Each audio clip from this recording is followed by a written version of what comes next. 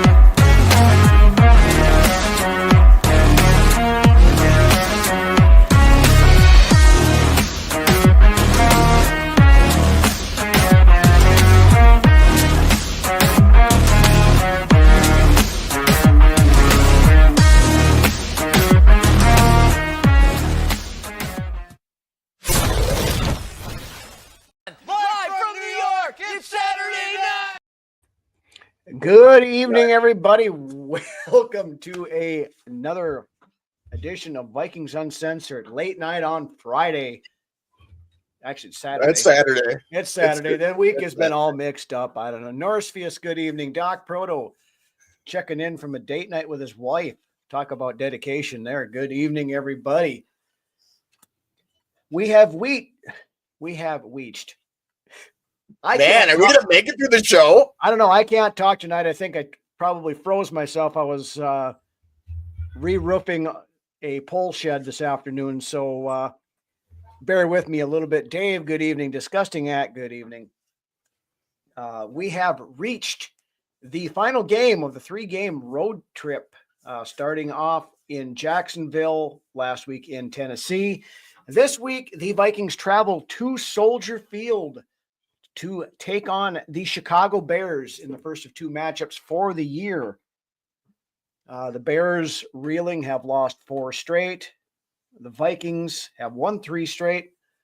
So see what some streaks can continue in both directions this week.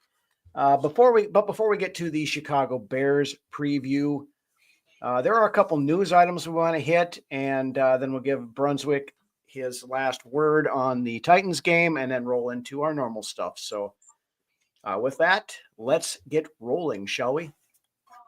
Starting off, big news this week. The New York Giants benched Daniel Jones and turned things over to one Tommy DeVito, after which Daniel Jones asked for his release, which the New York Giants obliged. So he now, I believe he cleared waivers as of today. Nobody was going to pick him up on waivers just for the size of that damn contract. Right. But now he is a free agent and available to sign with anybody.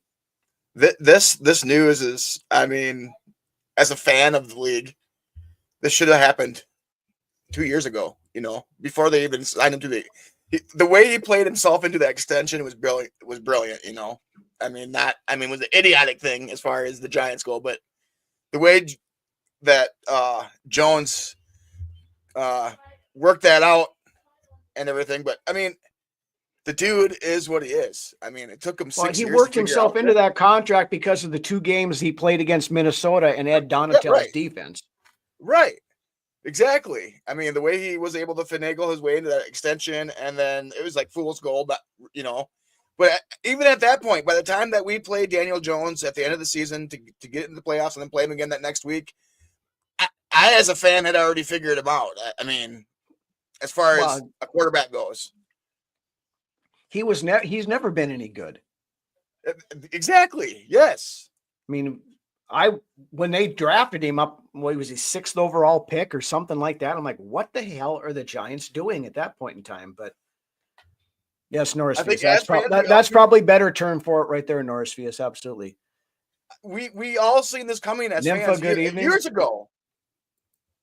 How could they not, as an organization, see the same thing, as we did? I just don't get it. They got fooled into that. They saw him play those 2 games against us, and it's like, oh my God, is Daniel Jones, has the light bulb come on? Has he figured stuff out? we don't dare risk, because they had declined his 5th-year option prior to that. So they had to either sign him or let him walk. And they made the mistake of signing him instead of this newspaper line has been a long time coming, in my opinion, which is basically what I'm saying. I don't understand, as an organization that wants to win football games, how you can hang on to somebody for that long when you should know by year 4 if the guy has it or not. So, but I mean, dysfunction seems to be the name of the game in New York football right now, because of course, not only did Daniel Jones get his release, owner, general manager, coach emeritus Aaron Rodgers fired the general manager this week of the New York Jets as well. So the walls come crumbling down in Jets land there. Now everybody's saying that they're going to, obviously cleaning house and starting from scratch next year. Saying, Aaron Rodgers won't be back. Okay, yeah, you just sold your soul to the devil. You brought in every player that he wanted. Now you've got all these contracts, all these guys there that I don't want Aaron Rodgers. No, God, no. And I'm sorry if anybody brings up the fact, Aaron Rodgers is going to do the same thing Brett Favre did and come to Minnesota. They're going to get a high five to the face with a steel chair. I felt differently about Favre coming here than what I do about Rodgers coming here right now at this point. Like I believe that Favre could do it still, and I was happy about Favre coming here. But yeah, I don't have that same feeling towards Aaron Rodgers at all whatsoever. No. Yeah, Norsefius, we're going to talk about that one in just a minute. Disgusting act. What do you got here? Speaking of starting with everyone, see where Schefter says Flores stands out to teams looking for head coach. Yeah, I've been hearing that a lot the last couple of days. Very buzzy. Buzzword. Now, again, Brian Flores' lawsuit against the league and the Miami Dolphins and various other individuals is still ongoing. Does that hinder his chances to get a head coaching job someplace else right now? I think maybe it does a little bit. See, now, Rhino, we talked about this a couple of weeks ago. Does Flores even want a head coaching job right now? Maybe right now he just like we had mentioned earlier a couple of weeks back, maybe he wants to stick with the coordinator where he's at. I mean, we don't really know. I think he commands his own ship at this point. He does. Does he want to stick here and continue building on what we're doing and potentially win a Super Bowl in the next 3-4 years? Or does he want to go off someplace? I mean, Coach Ego would state that, yes, he wants to be able to go and do that himself someplace. But I mean, he's got a pretty sweet gig here right now. And like I said, I think it all comes down to how Flores feels. Yeah. About the entire issue. Yes, Norsefius, he is. I wouldn't want him anywhere near this team. He's a locker room cancer. He's schism. Yeah. His schisms have schisms. He can just go on a damn darkness retreat and walk away and never come back, and I'm happy. Exactly, Proto. That's exactly what I was saying. Yes. Right. No. Yeah, Favre was a dog. Aaron Rodgers is more like the cat that goes up and knocks all your frying china off of the cupboard. Great. That's great. Yes. Flo, take his time. Yeah, and I think that I believe that's right, Norsefius. If there is a prime gig, a great opportunity for him to go in and get, take over a team that's on the, it sure is like going to be the Giants or the Jets. I'll tell you that right now. No, that both of those places are absolutely dysfunctional. Maybe Dallas. Maybe. I don't know. I don't know that he would work well with Jerry Jones. I don't, because right. It all comes down to where the possibilities would be that he goes and his personal feelings, in my opinion. Yeah. Of course, the hot rumor I read this week now is that Deion Sanders would be interested in the head coaching job at Dallas provided that Dallas would agree to draft his son Shador to play quarterback, Oh my God. which it would work out quite well since they just gave a $60 million a year contract extension to Dak Prescott before the season starts. But I wouldn't put it past Jerry Jones to do something dumb like that. You know, you're going to put a $60 million quarterback on the bench as your backup, or you're going to try to trade him. I mean, I think the thing would be to try to trade him. That would almost be what you'd have to do. Yeah, I mean, somebody would trade for Dak. I mean, he's a good enough quarterback. Is he 60 million or 55 million or whatever he's making a year good? I think somebody would trade for Dak too. I wouldn't want to trade for him, but somebody out there would. He's upgrade somewhere. You know, the injury thing scares me a lot about Prescott because he's been injured a lot. And I mean, he's basically Kirk Cousins. He's a guy that puts up big numbers in the regular season, but when it comes to playoff time, the guy shrivels up into a corner, and that's just Proto has a good thing here. I mean, then if we covet Flores enough, then pay him like a head coach. Yeah, assistant head coach, defense, something. Yep. There's no salary cap on the coach salary, so I agree with this disgusting act 100%. And that's why I mentioned it. You know, Flores has such a good gig here.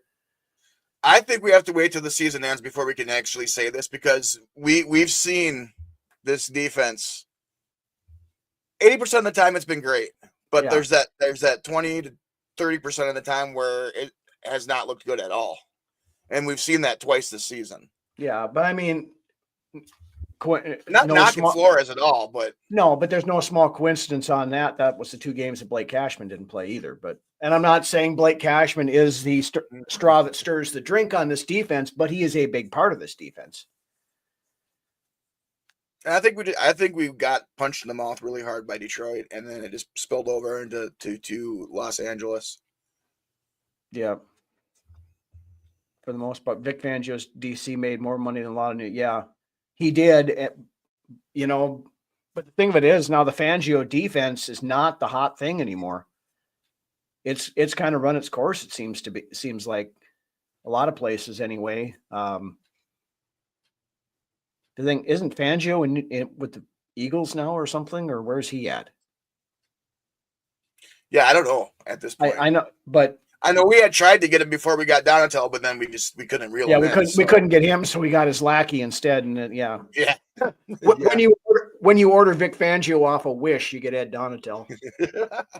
Right. He's in he's in Miami right now. Thanks.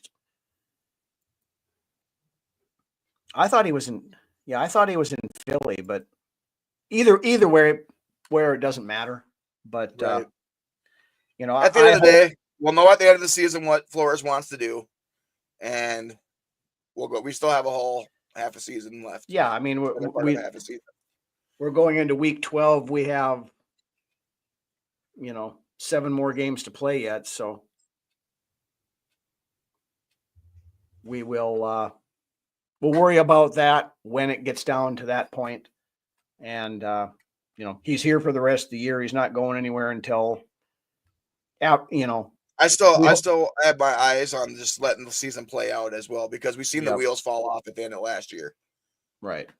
So, and those couple of games that we had earlier in the season really gave me some PTSD as far as that goes. Yeah. So, but hey, I mean, if we're hoisting that Lombardi Trophy in February and he wants to go get a head coaching job after that, mission accomplished. Go ahead. You threw some sweetener in there on that. That's nice, but we'll see. You're right. Anyway, moving on to some other news here. Get this kind of got off on a tangent there a little bit, like we are known to do, but that's all right. Another big game in the NFC tomorrow. San Francisco and Green Bay, not looking good for the 49ers. Quarterback Brock Purdy and edge rusher Nick Bosa are both out.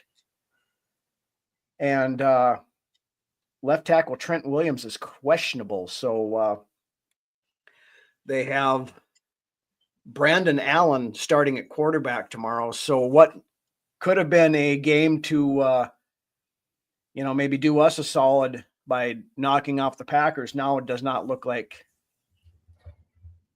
such a big help. But we'll talk about that. San Francisco team has been. Oh, they've been just they've been decimated with injuries this year. I mean, McCaffrey was out for how long? Ayuk is out. Now Purdy's hurt. And yeah, it's been rough over there in San. Did San Francisco sign Jones yet? No. I posted this on Twitter X the other day, and I think I mentioned our Gallerhorn group too. The funniest thing, and something that would actually make this clown show of a game worth watching, is Dallas should sign Daniel Jones and start him against the Giants on Thanksgiving. That'd be great. That'd be great TV right there. Oh, it'd be hilarious. And it would, Daniel Jones, if he's got anything at all down deep inside his thing, you think that would fire him up. I don't care, Dallas could go out and cut him the following week, but just for and then he could go side with whoever's playing the Giants next week. Yeah, that would just continue to go down the line and play against the Giants every week. It would be absolutely freaking hilarious. Yeah, but yet Philly and San Francisco, bigger stretch. Right now, San Francisco's a threat to not even make the playoffs right now. Right. Hey, G-Mac, good evening. I don't know how much I buy into Philly yet either. No, like I said, Sirianni is Sean Payton light as far as I'm concerned for coaches that I can't stand. But Bob, 15-2. I like the way you're thinking there, bud. Yeah. And Jared's talking playoffs. Anyway, so we'll talk about the Packers game here and again in a little bit, but other Vikings news, former Viking Jared Allen made it to the semifinal list again this year for the Pro Football Hall of Fame, joining, of course, on the senior side. Jim Marshall and Chuck Foreman both made it to the semifinals as well. All right. So would be nice to see all three of them get in this year. But if I had to pick between the three, I'm saying Marshall, then Foreman, then Jared Allen, just for the simple fact that I want to see Marshall get in there while he's still with us. I don't see three Vikings or three men from the same team entering the Hall of Fame in the same year. So it's probably going to most likely two, but at the most two, but I would say more than likely one of those three is going to make it on, hopefully. Yeah, like I said, I would, and this is no slight to Jared Allen. I absolutely loved Jared Allen when he played for us, but I want to see Jim Marshall's got to be in there. Chuck Foreman, and then Foreman absolutely deserves to be. Jared Allen deserves to be as well. So I'm not going to be upset if he gets in, but if I had to pick, I would pick one of the other, or Marshall definitely first, and then Foreman, and then Allen. But I agree. Absolutely, yeah. And no disrespect to any of those players. No. Hall needs a bust with a mullet. It absolutely does. Discussing act with very good chance one of the next two teams we play at home is our first playoff game. Yeah, that's entirely possible. The Falcons have kind of fallen on harder times here the last couple of weeks, but they're going to win the NFC South by default, which is kind of what we talked about in the offseason. Tampa Bay has been riddled with injuries. Otherwise, they would have, I think, been more of a. Yeah, Tampa Bay is on a 4-game skid. Yeah. Get the Hall of Fame game next year. That'd be all right. I'd be fine with that. Poor Kirko. Yeah, we'll worry about Kirko next week. But he's gonna get right around the 10-7, 11-6 record. Yeah, Kirko is doing Kirko things this year again. Right. That's what I'm getting at. Yes. Yep. But anyway, that's about it for the news. So with that, we'll roll in and we will give Brunswick the last word on the Tennessee Titans game last week. Did we talk about Evans getting released? I don't know if we did. No, I was going to bring that up in the preview part. Okay. We got the W. I mean, for the most part, things looked all right. There were some times in the game where things kind of slowed down, and I kind of was wondering what was going on as far as offense goes. As the offense, we really shot out of the gate. We've really kind of simmered down as the seasons went on this season. Hopefully we can get it all figured out. There's no reason we can't. I got a few things in my keys I want to touch on for this next coming game that kind of relate to this game that we played against the Titans as well, and from the earlier parts of the season. But Darnold had a decent game. Still had a couple of hiccups. It was a pretty nice bounce back, though, compared to what he did against Jacksonville. So. It was. Naylor had a Troy Williamson-like drop that was, in the bucket. Darnold couldn't have placed it anywhere better. Yeah, you cannot drop that ball. No, right in the bucket, man. It was like a Williamson-esque drop. In Naylor's defense, he has made some good contested catches this season as well. A couple of those going for touchdowns. Yeah, I was happy to see us walk out of Tennessee with the win there. Would I've liked to see a little bit more of an explosion? Yeah. But we won the game, and we're winning games, and at the end of the day, that's all that matters. Yeah. Some of the shit that we pull against some of these opponents that we should beat, I don't know that we could end up on the winning side if we pull it against an opponent that is playoff bound. So there's definitely some things to work on as a team and get figured out and cleaned up. But as long as we're winning along the way, that's all that matters. Exactly, and that's my thought too on it. And we went over my whole thing on it on Monday, but I was happy with the bounce back that Darnold had. The defense, minus that 98-yard touchdown pass they gave up.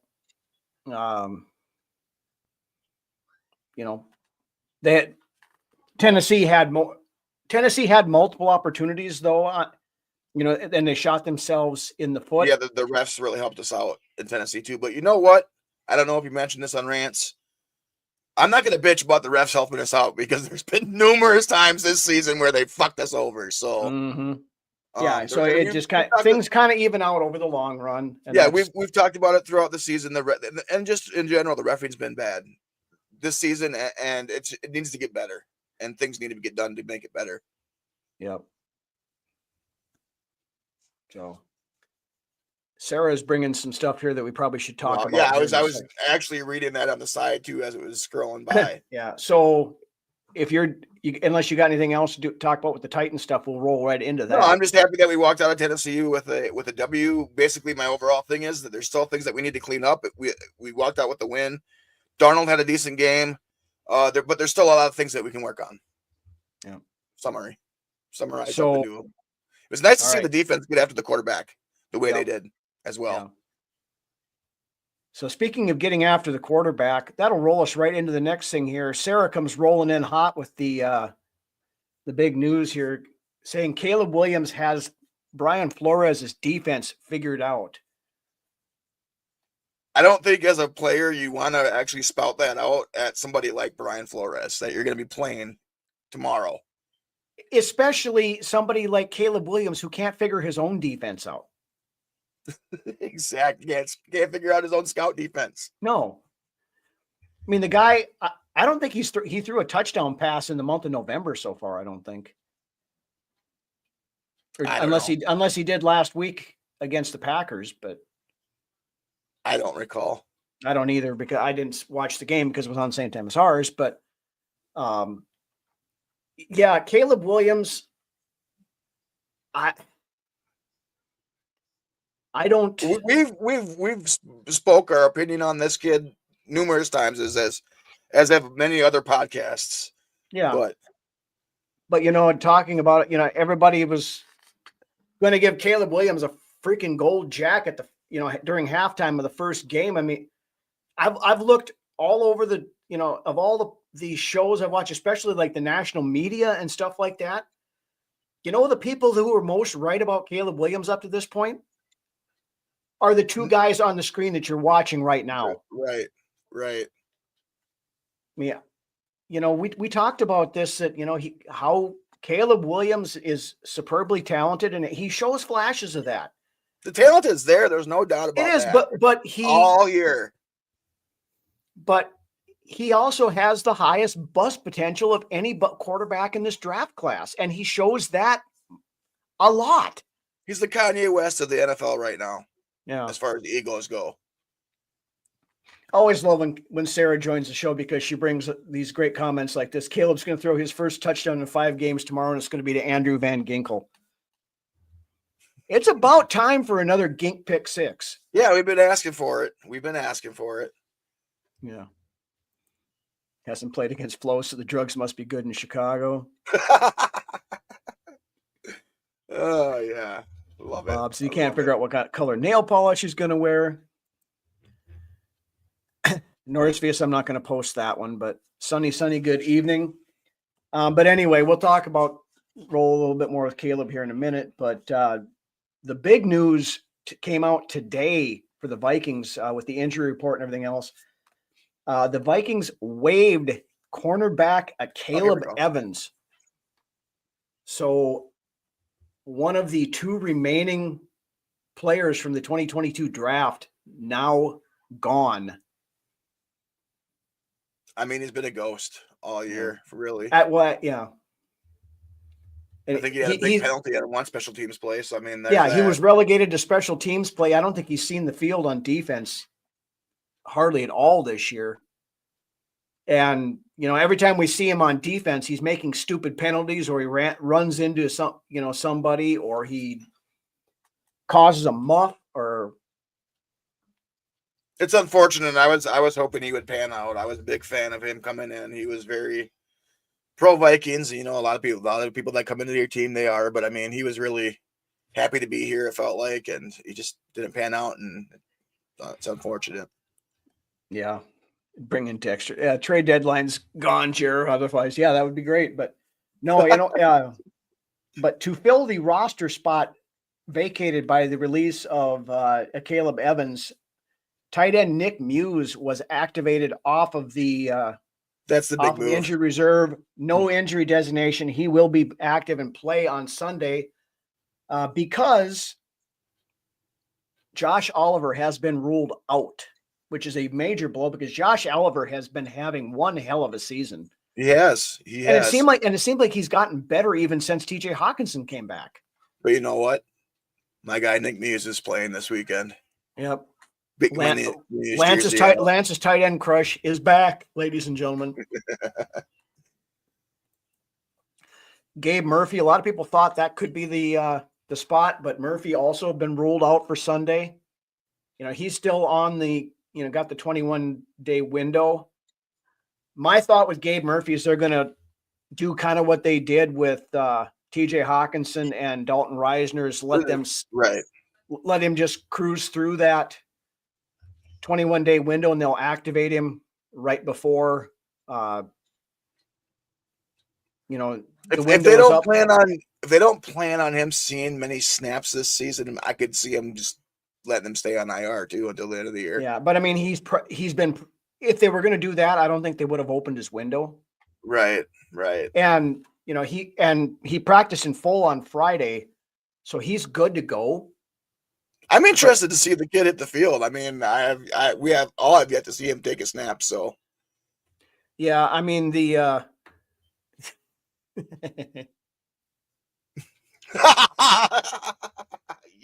yeah. I thought he was a strange fellow coming out, but yeah. I mean, he's had some good preseasons. I think it just comes down to finding the opportunity, getting the opportunity and making the most of it. This is his opportunity because he'll be TE3 this weekend. They also brought up tight end Jake McQuaid up to the active roster for Sunday so that they will have 4 tight ends. But I think maybe Gabe Murphy would have been activated this week, but being Josh Oliver is not playing, it was more pressing, I think, for them to have a 3rd tight end. So that's probably why they activated him and not Murphy. Now, another thing with Murphy is where are they going to find room for him to play? Is he going to be special teams? I mean, I was just going through this in my head because Dallas Turner can't see the field. He's a first round pick. I was just gonna say, if Murphy outsnaps Dallas Turner, then what does that say about Dallas Turner then? Good evening, Drewster. If Murphy goes in there and makes a splash. Yeah, but I don't think there's anything wrong with Dallas Turner. And, I've heard people throwing the bust that he's a bust thing around. He's all this other stuff already. No, he's not. No, it's just we said this when we came into the season. It's the guys ahead of him right now that are not letting him see the field. It's the depth. We said that at the beginning of the year that we're probably deepest at edge rusher, and it's showing right now. Andrew Van Ginkel has 8 sacks leading the team, and that guy you cannot take off the field. Patrick Jones is starting to make an appearance again, starting to come back around. Yeah, he had 2 more sacks last week. He's got, I think, 7 sacks, tied for second on the team with Jonathan Grenard, who has 7 sacks and leads the league in pressures. Another thing that we talked about before this season is this collective of sacks. You know what I mean? Not just the one superstar that's going out and getting them in your Danielle Hunter. We said we needed this type of. We said that we needed this type of resurgence in our edge rushers, and we're getting production out of a lot of guys when it comes to getting to the quarterback. And instead of just one man guy. That's we're just getting a nice handful of production out of a handful of guys. Yeah. So I mean, Turner's going to get his 5 to 7 snaps or whatever it is just to give these other guys a breather. But when they're playing as well as they are, you can't take them out. Yeah, that's just it. And I think we're going to look back at this season or two down the road and understand, and Quincy and KOC have this thing where they like to take time with their rookies as well. Well, there's that. And then when they get their opportunities, then they get their opportunities. Yeah. Ryan, I agree with that 100%. Like I said, Sarah brought it up. We just had her comment a second ago here too. It's you can't, you give these guys next year. Pat Jones probably is going to go elsewhere because he's in a contract year, and they're not going to, probably aren't going to re-sign him. He's going to sign for pretty big money somewhere, I think, just because pass rushers are in such high demand. So then that's Jones is the second you're talking about here. Yeah, Pat Jones. Yeah, I agree. I think after this season, then that leaves that opening for that third edge, fourth edge rusher on the squad. Yeah. So I mean, he would be that guy stepping in there. And deep edge rushing room is what it is. It's a plethora of talent in that edge rushing room. Ryan, I think you're probably right on that one. That was kind of the point I was trying to make here a second ago. At the beginning of the year, before the training camp and everything, a lot of us had Pat Jones being a or a cut or a trade. It never happened. No. 2 Ferraris parked in the garage for next season. Exactly right. You got the 2 first-round picks from this year. Perfect way of looking at it, Sarah. No, yes, Drew, exactly. You did not. We are just kind of working in our way into that right now. So kind of hitting the injury stuff and the cuts first, but good for them, but it won't. Jones and Darnold will both get paid next year. Yeah, I think so. I don't know if Jones will. I mean, I don't know. It's like we said earlier on in the episode, we've seen what he is. I mean, the same could be said about Darnold though too, but I don't know. I like Dave Ball as a head coach. I don't know. No, he's talking Pat Jones, not Daniel Jones. Oh, okay. I thought you were talking about Daniel Jones. Okay, no. Yeah, Patrick Jones. It's fucking Daniel Jones. Yeah, Patrick Jones and Darnold will definitely get paid. Yeah, somewhere else. And to Ryan's point, Pat Jones will probably get overpaid someplace. I mean, I think the Flores system is showcasing his talents. Now, can he go someplace else, and succeed in a different system? Pull a Ray Edwards and get. That's a great example. Yeah. New Clinton in here. Yeah, Clinton. Good evening. I would say top 5. I'd say top 5. Yeah, they are first in the league in rushing, and then I think they're like 12th in passing or something like that, or 12th overall. things that go into it too. But I Yeah. would say overall, as a unit, I would say easily top 5. I mean, yeah, they give up a ton of passing yards, which a lot of time is because, teams are playing from behind and they're throwing the ball a lot, or But when it comes down to giving up points, they're not doing it. They're not giving up a lot of points. I think we're averaging 13 points a game, which is damn good. Damn good. So, yeah, the passing defense does suffer at times, and we see it. We all see it. Yeah, but we saw it last week against Tennessee, but right, they're not giving up points though. I mean, a lot of points. No. But yeah, rolling into the other injuries, that's about it for the Vikings. But on the Bears, there's a few significant ones. An already weak offensive line. One of their linemen, Ryan Bates, is out tomorrow. Defensive back Elijah Hicks is out. A couple of their big weapons on offense, Keenan Allen and DeAndre Swift, are both questionable. And offensive lineman Kieran Armageddon or whatever his name is also questionable. Now, even with that being said, the Bears still have a ton of weapons over there. You got the talent is there. I mean, yeah, I mean you've got I believe it's all coaching. It comes down to DJ Moore and Roma Dunze are two premier wide receivers, both of them highly talented. Keenan Allen still got it too. I think it's who's distributing the ball right now, and who is writing up the play passing schemes and shit like that. So yeah, I know. They fired their offensive coordinator 2 weeks ago, and now we have the new guy. So there's still not a ton of tape on what they're going to do, other than what against Green Bay last week is probably a good starting point, but they've got Kyle Kmet at tight end, who's he's burned us more times than I care to think about over the last few years. But we have been playing pretty good against the tight end position all year this year. We have, yeah. Outside of letting Kittle catch a little bit of fire there against San Francisco, but we've been playing the tight end position pretty well this year. It's the wideouts that we've been having our problems against. Mm-hmm. And like I mentioned, they've got two really good ones there. So, and if Keenan Allen plays, they have three really good ones. Right. Roshan Johnson is pretty good running back. Now, like I said, the Vikings lead the league in rush defense. They're only giving up like 3.5 yards per carry. So, we should be able to shut the run down, I would hope.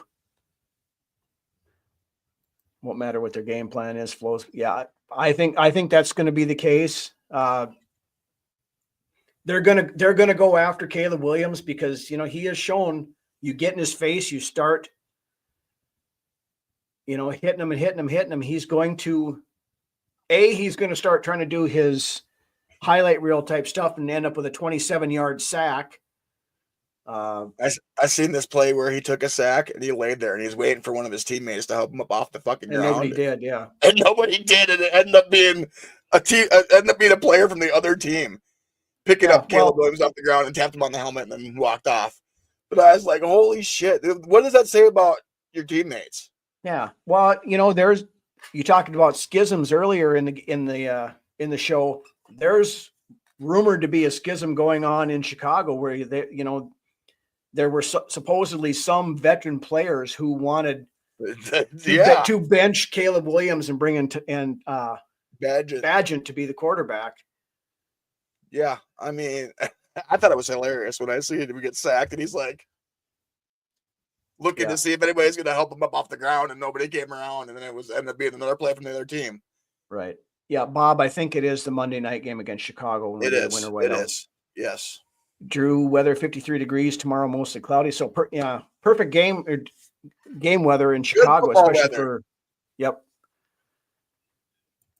slight chance Caleb Williams won't finish the game. Yeah, there is a chance. I mean, could I don't know that it's from getting hurt, but it could be because I can't believe you went on record to say that he's got Flores' defense figured out. Yeah. Dude, your punter has more total yards this year than you do. Shut the hell up. Yeah. This is a very good point, Norris. It doesn't matter the time of year. Soldier Field's field is atrocious. It is a shit surface. It has been for years. And that's one thing we got to watch out for tomorrow is somebody getting hurt on that.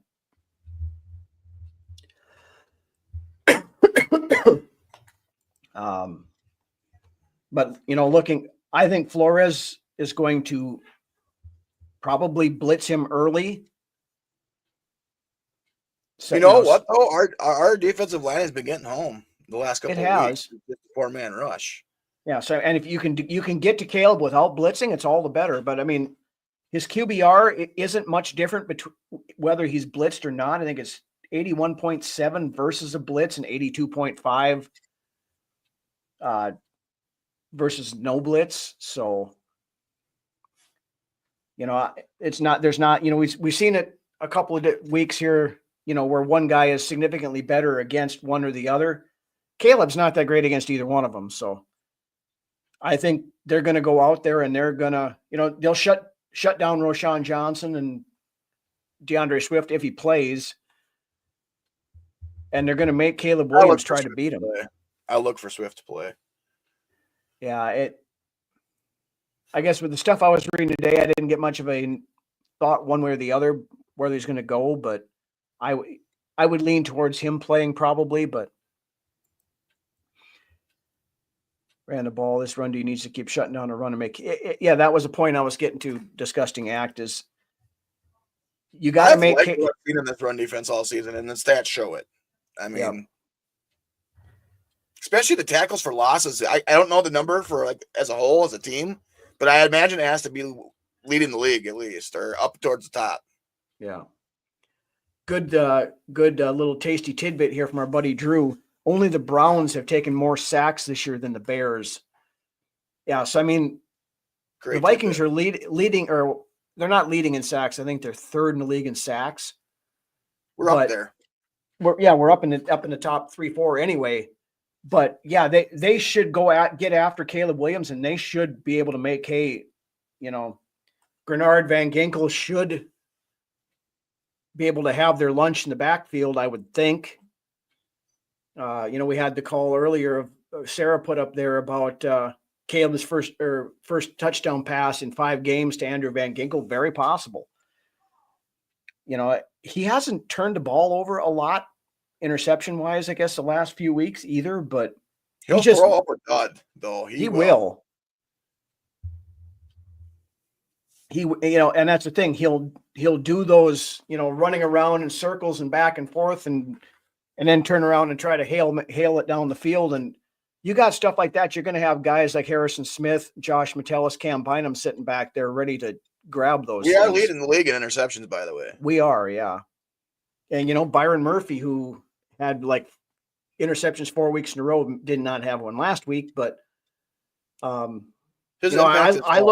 look to get multiple turnovers tomorrow. I think another guy, we talked about him a little bit earlier in the show, Cashman. He's definitely showing up. I mean, he makes his presence known every game he's in. Oh, absolutely. He had a sack last week. The guy makes plays. I mean, all the people that bag on Kwesi for that 2022 draft class, and well-deserved, that was a bomb of a draft class. He's more than made up for it in free agency. Yeah, look at what they did with free agency this year. Okay, we let Kirk Cousins walk. We brought in Sam Darnold. Sam Darnold has very similar stats to what Kirk Cousins has this year and more wins. We let Daniil Hunter walk. And the money we saved by not signing those two, we got Jonathan Grenard. We got Andrew Van Ginkel. We got Blake Great Cashman. Scouting in the undrafted free agency as well by Kwesi, in my opinion. Yeah, absolutely. The bye week ruined Chicago. Yeah, they'd won 4 straight. And then since the bye week, they've lost 4 straight. So Cashman is the glue, if not the MVP of this defense. He's right up there. I would put Van Ginkel ahead of him right now for MVP. But I feel like this defense just plays well as a whole, as a group. Sometimes, some weeks, Van Ginkel stands out. Grenard has stood out 1 week. Cashman has stood out another week, Brian Murphy, another week. As a whole, I think this defense is really good. So, yeah, Pat Jones comes in and, he's had 3 games now, 3 multiple sack games this year. So, I mean, it's a team defense, and the comments have been made by more than one of the veterans. The thing that is great about this defense is they don't care who gets the stats as long as somebody does. They're very unselfish. It's not like Grenard is going to pout if Van Ginkel gets 2 sacks and he doesn't, and he only gets 1, and he's on a tear as far as pressures go. Now, if he could just get home a little bit more often, that'd be great. But man, that dude knows how to get to the quarterback. Yeah, but I mean, just the pressures alone are, even if he doesn't quite get there, the pressures are significant. The game, it does. It gets the quarterback off his mark, makes him throw or hurry the pass. It may push him into Van Ginkel or Jones or whoever coming from the other side. It's a very underappreciated stat in the NFL. We'll put it that way. Yes. Yeah. But yeah, anyway, with that, let's roll into our keys to the game to see what we believe the Vikings must do in order to walk out of Soldier Field tomorrow with a victory. So we will start with you, Mr. Brunswick. The floor is yours. I've been chomping at the bit all night to get these keys out there. So, one thing, first and foremost, Vikings week after week letting shit teams hang around. Yeah, you're absolutely right. I actually touch on that here coming up, Drew. Okay, first and foremost, do not overlook the Bears. Do not overlook the Bears at all. Granted, this is a very winnable game. To me, it feels like this week we absolutely need to stay on task and come to play Sunday because Soldier Field hasn't always been kind to us, regardless of win-loss records. Typically, divisional games are closer, and we just need to stay focused and play to our abilities and strength and not fuck around this weekend. Go into Soldier Field, take care of business like we know we can, and walk out with a W again. That was number 1. Number 2, we need to make life hard for the rookie, Caleb Williams, whether that be getting after him with constant pressures, knockdowns, sacks, or even confusing him with different looks and coverages. Make this a difficult test for Caleb as a rookie. Do not let him feel comfortable or get into any sort of rhythm.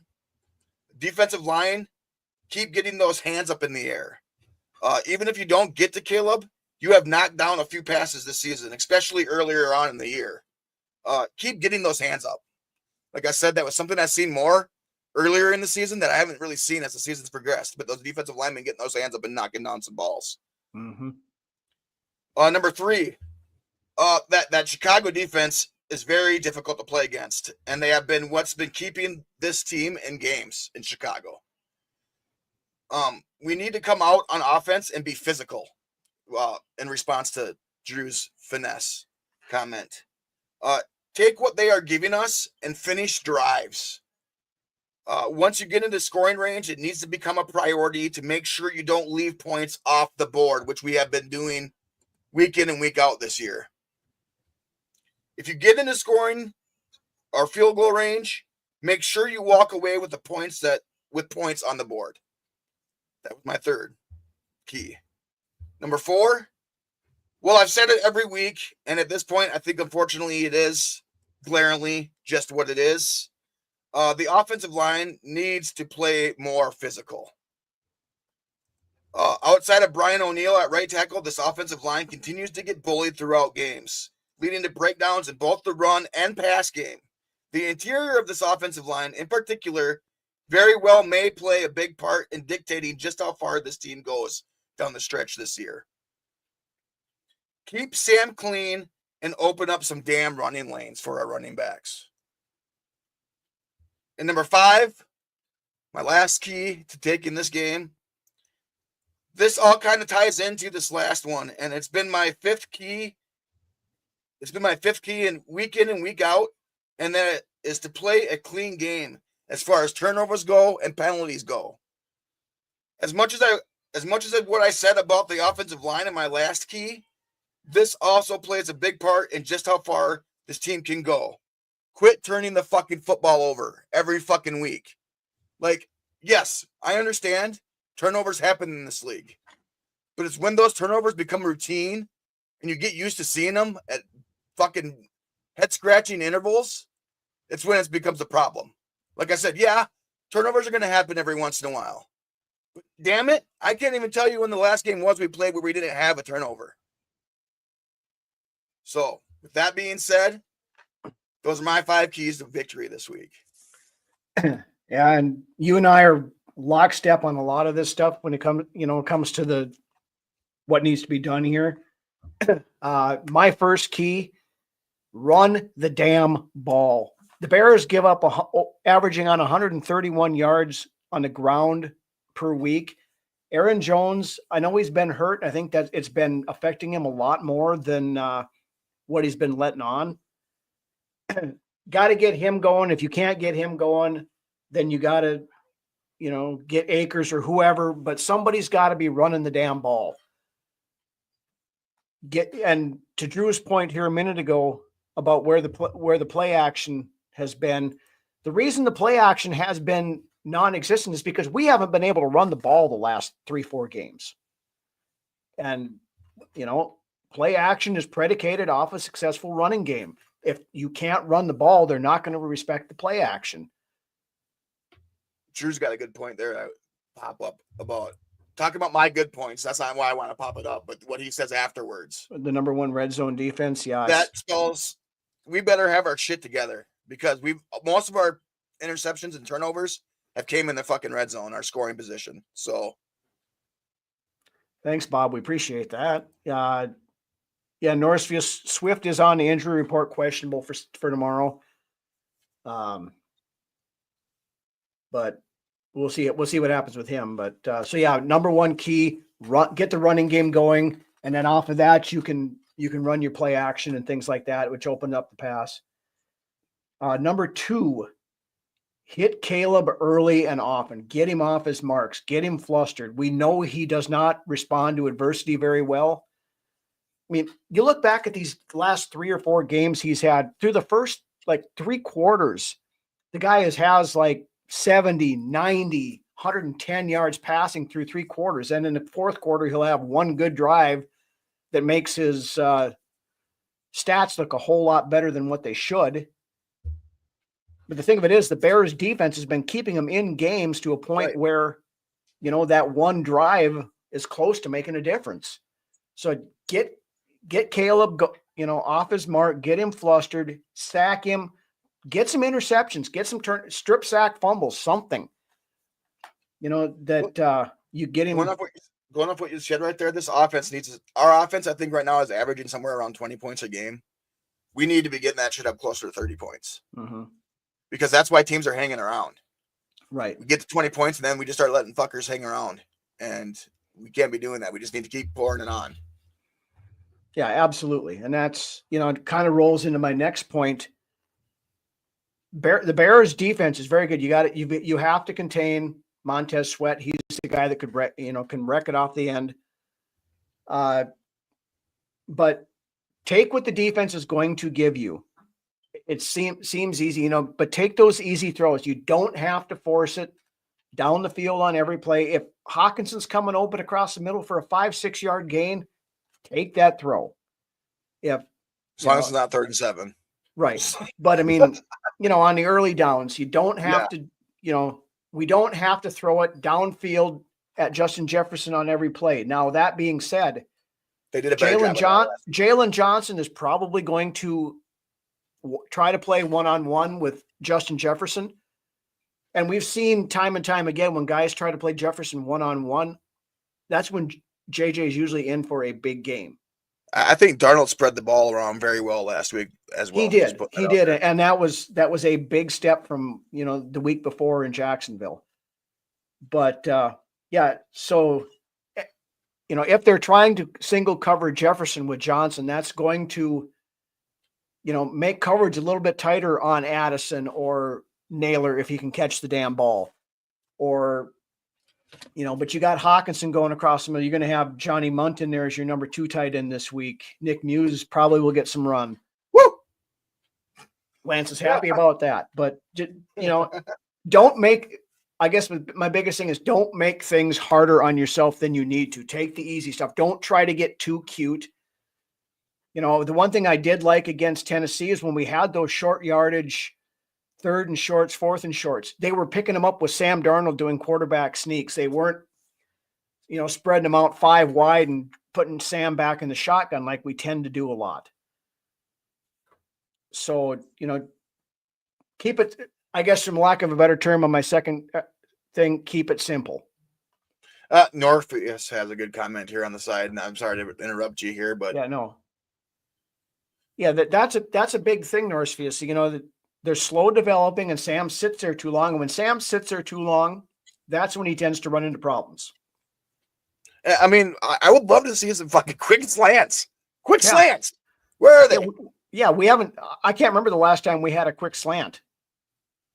Granted, that was a nice dagger out by Addison last week, but it wasn't a slant. Yeah, that wasn't really a slant, but it was that was very nice. I mean, when you take what they're giving you, stuff like that opens up. We've seen it when he's trying to force it to Jefferson. There's always somebody open somewhere else on the field that he's not seeing. Norris is charging you with a man crush fine for Nick Muse. Watch him go out and get 2 tutties as a tight end tomorrow. Yeah, what's up with McBride? He's on the practice squad. Obviously has not shown enough to move up to the main squad. Somebody asked earlier about GMAC, asking if it would be smart to sign a running back. I don't know who's out there right now that. At this point in the season, I don't know. At this point, I think you just roll with what you have and just hope it starts to work. Yeah. Cam Robinson, Dalton out. Cam Robinson has done decent job stepping in. I mean, that's as good as we could expect. Dalton Reisner. I don't know. I felt like fucking Sam Darnold was running for his life last week. Yeah. Dalton Reisner last week, and granted, it's 1 week, first game back in like a year, and first time playing right tackle since college. So I'm going to cut Dalton Reisner a little bit of a break from last week. But I don't think he played any worse than what Ingram would have played last week if Ingram would have played anyways. No, but he didn't play much better either. And that was the point I was going to make on that. So out anyways. Right. So we'll see how Reisner does this week. I'm hoping he plays better. But anyway, my third key, as always, don't make stupid mistakes, shoot yourself in the foot, penalties that kill drives, turnovers in the red zone, that, rudimentary football 101. Keep it clean, like you mentioned. Then the other big thing and I kind of mentioned this earlier, that I'm looking to see is Justin Jefferson versus Jalen Johnson, how that's going to go. Are they going to try to one-on-one? Are they going to have to double cover Jefferson? Are they, because that's going to say a lot on how, the other coverages are going to go. If they're doubling Jefferson, as we see, that opens up Addison elsewhere, that opens up Hawkinson. If they're going to try to single cover him, then that allows them to more, blanket the other guys a little bit more. So that's going to be interesting to see what happens. I don't look for a real high scoring game on this because Chicago's defense is good. They have a good defense. Robert, good point there too. Time management. It seems like every game there's at least 1 or 2 times that Darnold is just lets the clock run out. We have to waste a timeout because. Or it leads to a fucking some sort of pre-snap penalty. Yeah, you had to bring that up, didn't you? Disgusting act. We passed on Jalen Johnson, Trayvon Diggs, and Anton Winfield Jr. for Jeff Gladney. Yeah, Trayvon Diggs doesn't really excite me at all. Winfield Jr. No, he doesn't. And Trayvon Diggs was not. Trayvon Diggs wasn't going to come here to play for Zimmer, or he wouldn't have wanted to. Right after that, that was right after the whole Stephon Diggs thing went down. I'm still a little bit sour about Winfield Jr. though. Yeah, I am too. And Jalen Johnson would have been a very good cornerback on this team as well. But, yeah, for the people who rip on Kwesi for his drafts, go look at stuff like what Discussing Act just posted here, and go back and look at how many misses that Spielman had, especially over the last, 4 4 or 5 years of drafts. Gladney had talent. He did, had some issues, things like that too. I But think there's more mental issues with Gladney at the end of the day. But yeah, he did have talent. It just couldn't stay on the field and had the mental issues. But anyway, those are my keys. Pretty simple, basic. Go in now. I'm not going to say this because I don't want to jinx it. So I'll leave that my final point alone because I don't want to jinx it. So with that, we will roll into our predictions segment where, of course, we not only look at the Vikings game for the current weekend, but also what our rivals in the NFC North are doing. Starting off with the Detroit Lions going into Indianapolis to take on the Colts. What do you got there? I'm actually hearing some whispers about Indy possibly pulling an upset here, and I think Detroit's about due for just dropping one of those games that you just don't normally see. They almost did it against whoever they played. They almost did it against the Texans. But I don't see Detroit ending the season with only one loss when they come in to see us to play. They're going to drop one somewhere. And they're playing – I think they play the Bills here pretty soon too. They still got a couple of hard teams to play yet on the schedule when I had last went and looked back on it. Yeah, but Buffalo is their biggest competition between now and the time we play them. I think I seen San Francisco on there too, but like we talked earlier in the episode, they've kind of fallen off heading on into the season. But, I would love to see – I'm actually going to pick against Detroit this week. I've been picking them the last couple of weeks, and it hasn't really done anything. I mean, not that my fucking whatever I say matters anyways. But I'm going to go with the Indy with the upset this week against Detroit. Bold take. I like it. This is a game that on paper, it should probably end up, the way it won't be as bad as what it was with when they played Jacksonville last week. Indy has a better defense, and that gives Indy a chance. Jonathan Taylor is a hell of a running back still. That gives him a chance. Detroit's run defense has gotten better. Their defense is playing pretty damn good given the circumstances of surprisingly, Aiden Hutchinson's out for the year. They lost Alec Anzalone now until Carlton Davis is playing with a fucking cast on his arm. Yep, and Anzalone's out till probably the playoffs with a broken arm from last week. They really have no pass rush, but yet they're still winning games because their offense scores every. Their offense can go out. Yeah, their offense goes up and puts 50 burgers on everybody. I mean, they're flipping more 50 or more burgers than Jared Goff is doing what Caleb Williams said he was going to do. Yeah. I mean, they're walking away with points every single time they touch the ball. Yeah, I mean, Detroit's offense is like playing Madden on rookie mode. And Bates, their kicker, has been having a hell of a year too. I mean, he's bailed them out a couple of times, once against us and once against the Texans a couple weeks back. So, yeah. So as much as I'd like to pick Indy in the upset here, I just can't in good conscience do it. It wouldn't surprise. I mean, like you said, Detroit's due for a clunker here at some point in time. It could very well come this week, and I hope it does. But I'll take Detroit to win this one. Second game is one we kind of talked about at the beginning of the show. San Francisco 49ers coming into Lambeau Field to take on the Green Bay Packers. I mean, at this point, it's a toss-up for me between these two teams, to be honest. It could go either way at this point. I still not sold on Jordan Love.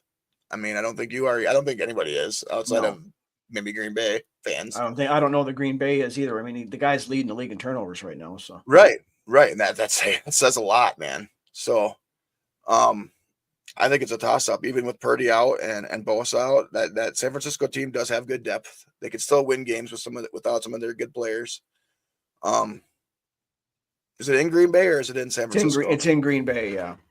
I'm going to have to go just because I'm just going with home field advantage here. I'm going Green Bay. I don't want to, but San Francisco's kind of on the downswing, and I don't think Green Bay really has it figured out either at this point. But I'm going to go with Green Bay just based on home field advantage alone.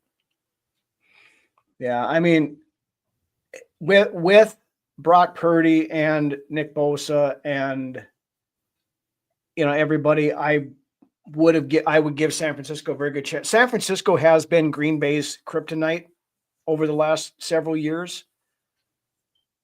And who's even starting that quarterback for San Francisco then? What's that? Who's even starting that quarterback for Brandon Allen? Oh, okay. So, but yeah, to my point there. Now, could Brandon Allen come out and have one of those backup quarterback flash games where he goes and throws for 310 yards and 3 tutties? He very well could. Do I expect him to? No, absolutely, I do not. Jared's not happy with your pick. Yeah, I know. Like I said, it was a toss-up, and I was going off of home field advantage alone. Yeah. Do I feel good about picking the Packers? No, but just trying to be non-biased. And Andy steps in just in time for the Vikings pick here in just a minute. Buddy Andy from Freezing 4 podcast that I frequent on Wednesday nights. If you guys are bored on Wednesdays, make sure you check that out. It's NFC North Roundtable. Good discussion, a lot of banter back and forth. But so you're picking Green Bay in this one? Yeah. Okay. Yeah. The numbers and everything all tell me I should pick Green Bay. And I would love to see them lose. The Brock Purdy thing and the Bosa thing, it all tells me that Green Bay is going to win this game. But San Francisco's had their number, and I can't underestimate that. And their defense is still good enough, and Jordan Love might, we just talked about that. He's leading the league in interceptions. He has the tendency to turn the ball over. That'd be great, Jared. I'd love to see that. Yeah, and CMC, back. He's starting to get back in the groove a little bit, so that helps there. And if Packers have a lot of injuries too, yeah, that's very true, Andy. And that was, the justification that I am going to use for my pick. I'm still taking San Francisco. I think in an upset. I just, that they've had the Packers number. I don't trust Jordan Love. Christian McCaffrey is, like I said, backup. And if McCaffrey gets going, it could be a very long day for Green Bay, even with Brandon Allen starting at quarterback. That's very true. Yeah. So I'm going to take San Francisco in a close one, probably 3 points, something like that. Yeah, they are. The Niners are they're fighting for their playoff lives right now. And that's the other thing. And I was going to bring that up, and I kind of lost my train of thought there. San Francisco can only afford to maybe lose 1 or 2 more games the rest of the year, because they're looking up at Arizona right now. Seattle's right there with them. The Rams are coming back on if they can keep their wide receivers healthy. That warms your heart. You probably won't like the next pick here, Andy, but hang tight for that one. So yeah, I'm going to pick San Francisco in the mild upset here. But that rolls us to the creme de la creme, the main game of the weekend for all of us, the Minnesota Vikings at Soldier Field to take on the Bears. I mean, this is a game that we should win. I mean, we are the more talented team at this point. And, I mean, the only thing the Bears got going for them is they got a little bit of spark with the new offensive coordinator and home field advantage. But right now, I mean, we're winning games. And I think that we can continue to win games starting tomorrow in Chicago. So I like that, Jer. I like that. 28-13 sounds good to me. Vikings. All right. We talked about this during our breakdown. I don't trust Caleb Williams. And when he's coming out there and saying that he's got Flores' defense figured out, that's bulletin board material that he did not need to give Flores and this entire defense. So, I think we've only given up one touchdown in the last 7 quarters of football. Yeah. So I mean, I think this is going to that's going to provide a little extra fire for the defense. I think our offense, hopefully if Darnold plays like he did last week, we're in real good shape. Yeah. Get that run game going, and then we can use the play action, and there's absolutely no reason for us. I mean, I'm not going to say that either, because whenever we do, it ends up going that way. But the Vikings need to win this game to keep pace with Detroit, because Detroit's going to win again. And right now the Vikings are the only team that have really given Detroit a run for their money this year, other than the one loss they had to Tampa Bay at the beginning of the year. Like I said, yeah, we lost to Detroit then, but what's gonna feel so nice and great is when we win the one that matters the most. Right. So yeah, I'm obviously picking Minnesota this weekend. I think probably a fairly low scoring game, because the defense is good. I mean, Bears defense is good. Unless the offense decides to find a week to catch fire, and this week happens to be it, but we'll see. Yeah, I mean, that's possible, but I'll go either way. W from both of us. Yeah, I'll go 24-13. The Bears will get a rushing touchdown from somebody. And I'd like to see us tip the scales at 30. I mean, we should be. This offense is too good to just be averaging 20 points a game. So yeah. Now they were averaging 30 points a game, or roughly 30 points a game earlier, but that's dropped off since Darisaw went out, which of course, no big coincidence there, but after the bye week, post bye week, it's dropped off tremendously. Yep. So right. So I mean, we look great against the quote unquote gauntlet of our schedule, the beginning of the season. We've looked so against the so-called easy part of the season, of the schedule. Now the easy part of the schedule ends this weekend. Then we got a couple of tough games coming up again. The competition raises a notch or two after this right week. Basically for the rest of the season it does again. So I mean, we need to win this game. We're on a race for the number 1 seed is basically what it is. We just need to get there. Yep. So yeah, I'm taking Minnesota. And then we move on to 9-2, even if Mike Florio says we don't deserve to be there. Florio can lick my nutsack. Yeah. I can't stand Florio anymore. I used to like him, but he's so wishy-washy.